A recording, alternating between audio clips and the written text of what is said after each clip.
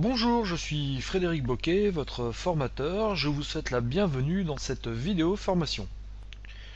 Aujourd'hui, nous allons voir comment prendre le contrôle à distance d'un ordinateur avec le navigateur Google Chrome. Alors pourquoi prendre le contrôle à distance d'un autre ordinateur? Eh bien, il arrive parfois que vous ayez des proches, des amis qui ont des problèmes sur leur ordinateur, qui ne savent pas comment utiliser telle ou telle fonction. Et ces amis sont parfois assez loin ou vous n'avez pas forcément le temps de passer chez eux. Eh bien, prendre le contrôle à distance de leur ordinateur peut être bien pratique. Cela peut permettre de les dépanner ou de leur montrer comment faire tout en restant chez soi. Pour prendre le contrôle à distance, comme je vous le disais, nous allons utiliser le navigateur Google Chrome. Alors il faut savoir qu'il faudra que le navigateur Google Chrome soit installé sur votre ordinateur et sur l'ordinateur de la personne que vous allez dépanner. Et il faudra aussi que la personne que vous allez dépanner, tout comme vous, vous installiez sur Google Chrome un petit programme additionnel. Nous allons donc commencer par lancer le navigateur Google Chrome. Donc je clique une fois avec le bouton gauche de ma souris sur Google Chrome, comme ceci, dans la barre de lancement rapide. Et là, vous voyez que Google Chrome se lance. Bon, moi par défaut, la page Google France est paramétrée. Donc pour pouvoir accéder à la fonctionnalité que nous appelons le Chrome Store, eh bien il va falloir que je clique ici sur Nouvel onglet. Et vous voyez, je vais pouvoir accéder ici au Chrome Web Store, qui est une sorte de magasin sur Google qui va me permettre d'ajouter des fonctionnalités à mon navigateur. Si vous n'aviez pas défini de page d'accueil par défaut, eh bien c'est cette page-ci qui se chargerait automatiquement. La procédure ensuite serait la même. Je clique donc ici sur Chrome Web Store. Le Chrome Web Store va se charger. Et dans la zone de recherche, ici je vais taper bureau d'accès à distance. Et là, vous voyez, le plugin bureau à distance Chrome va apparaître. Et bien, pour l'ajouter, il faut tout simplement que je clique ici sur Ajouter à Chrome. Donc, une fenêtre apparaît, confirmer la nouvelle application, installer bureau à distance Chrome. Donc, c'est bien ce que je veux faire. Je vais cliquer sur Ajouter. Donc comme je vous le disais tout à l'heure, je précise que cette opération devra aussi être effectuée sur l'ordinateur que vous souhaitez contrôler. Donc il faudra que vos amis installent le logiciel Google Chrome et installent aussi ce petit plugin bureau d'accès à distance. Vous voyez, la vérification est en cours, cela peut prendre quelques instants. Nous allons laisser Chrome installer ce plugin tranquillement, je vous retrouve d'ici quelques instants. Chrome a donc terminé d'installer ce petit plugin bureau à distance Chrome. Je peux donc fermer cette fenêtre du Chrome Web Store.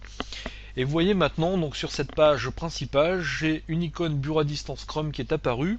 Il me suffit de cliquer une fois avec le bouton gauche de ma souris. Une fenêtre apparaît, autorisée. Pour utiliser le bureau à distance Chrome, vous devez autoriser l'accès étendu à votre ordinateur. Vous n'aurez effectué cette opération qu'une seule fois.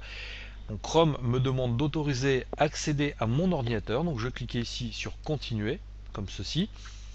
Et là, une nouvelle fenêtre va apparaître m'indiquant qu'avant de commencer, je dois autoriser Chrome Remote Desktop à accéder à mon ordinateur. Eh bien, n'ayez crainte, je vais tout simplement ici cliquer sur autoriser l'accès, comme ceci. Et là, j'arrive sur une fenêtre bureau à distance Chrome où je peux avoir accès à la rubrique assistance à distance. On me dit partager des écrans avec d'autres utilisateurs, idéal pour l'assistance technique à distance. Je vais cliquer ici sur premier pas. Et là, deux choix vont s'offrir à moi. Si je clique ici sur partager, eh bien je vais tout simplement partager mon ordinateur. Nous allons cliquer comme ceci. Et là, un code d'accès va être généré. Il ne me restera plus qu'à communiquer ce code d'accès à 12 chiffres à la personne à qui j'ai demandé de prendre le contrôle à distance de ma machine. Donc je vais annuler. Ce n'est pas forcément ce que je veux faire. La session du bureau à distance Chrome est terminée. Donc je clique sur OK. Donc ça, je précise que c'était si vous souhaitiez que quelqu'un prenne le contrôle à distance de votre ordinateur. Maintenant, si vous de votre côté, vous souhaitiez pouvoir contrôler l'ordinateur d'une autre personne, il vous suffirait ici, vous voyez, dans la rubrique voir et contrôler un ordinateur partagé, de cliquer sur accéder au bureau. Et là, une fenêtre donc va vous apparaître, on va vous demander d'entrer le code d'accès. Eh bien, il va falloir tout simplement que la personne dont vous souhaitez prendre le contrôle de l'ordinateur clique, elle, sur partager, comme nous avons vu juste avant. Et il va falloir que cette personne vous communique donc le code d'accès qui était généré sur sa machine à elle. Alors là, mon correspondant, donc mon ami Jean-Marcel Dupuis, vient de faire cette opération. Il est en train donc de me dicter le code d'accès à sa machine. Je l'ai saisi comme ceci, vous voyez un code à 12 chiffres, ici 8086 0902 0827. Alors il faut savoir que ce code sera différent à chaque connexion. Dès que vous déconnecterez votre session à distance et que vous voudrez vous reconnecter, il faudra que la personne dont vous souhaitez prendre le contrôle de l'ordinateur régénère un nouveau code en cliquant sur partager. Je clique donc ici sur connexion. Alors ce qu'il faut savoir, c'est que ça peut prendre un tout petit peu de temps en fonction donc de la charge du réseau, en fonction de votre connexion à internet. Ça peut être plus ou moins rapide. Ça y est, je suis connecté sur l'ordinateur de mon correspondant. Vous voyez ici ce que voit actuellement Jean-Marcel Dupuis sur son ordinateur. D'ailleurs, je vois qu'il a à son écran un message qui lui dit: vous partagez actuellement votre bureau avec leonnapo@gmail.com. Donc s'il le souhaitait, il pourrait cliquer très bien ici sur arrêter le partage. Donc je serai déconnecté, je ne pourrai plus contrôler son ordinateur. Et une autre fenêtre encore en bas lui indique: vous partagez actuellement votre bureau avec Léon Napo. Donc il pourrait très bien cliquer aussi pour me déconnecter, ou alors cliquer sur les touches CTRL ALT et Chat, ça me déconnecterait de son ordinateur. Tout là-haut, vous voyez, j'ai un petit bouton bleu qui apparaît. Et bien si je clique dessus, je vois que je suis bien connecté sur l'ordinateur de Jean-Marcel Dupuis.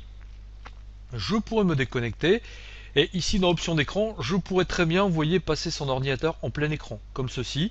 Ou alors, je pourrais très bien donc quitter le mode plein écran, en cliquant sur quitter le mode plein écran, et passer la résolution donc dans la taille initiale, c'est-à-dire que j'aurai sur mon écran exactement la même résolution que sur l'ordinateur de Jean-Marcel Dupuis.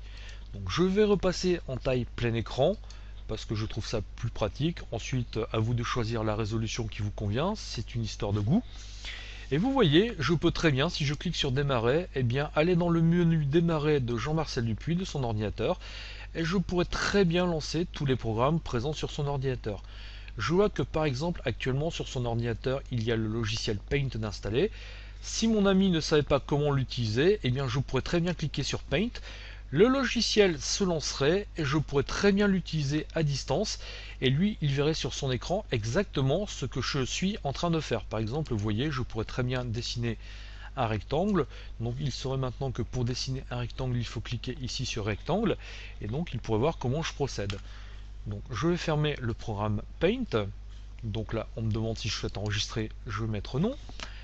De même, je pourrais, si je veux, très bien lui montrer comment paramétrer son ordinateur. Si, par exemple, je voulais lui montrer comment désinstaller un programme, il ne me suffirait plus que de cliquer sur démarrer dans le panneau de configuration. Et là, vous pouvez constater que j'ai une rubrique qui s'intitule Ajout ou suppression de programme. Je clique dessus et je pourrais très bien sélectionner le programme que je souhaite désinstaller. Vous voyez, ici j'ai Google Chrome.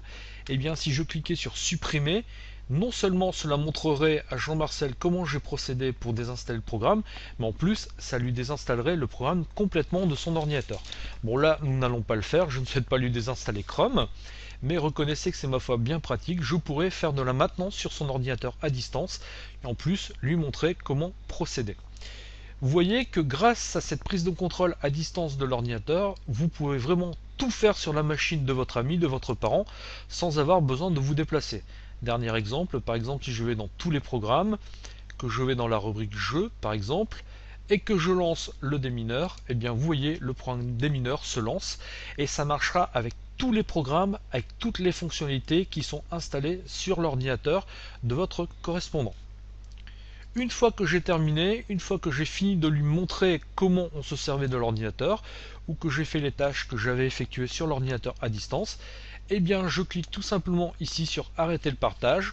Je peux très bien ici cliquer sur déconnecter, ou alors si je souhaite, je peux très bien cliquer là-haut sur se déconnecter. Donc je vais cliquer là-haut sur se déconnecter, et vous voyez, j'ai un message m'indiquant que la session du bureau à distance Chrome est terminée, et donc je ne peux plus agir à ce moment-là sur l'ordinateur de mon ami dont je contrôlais l'ordinateur.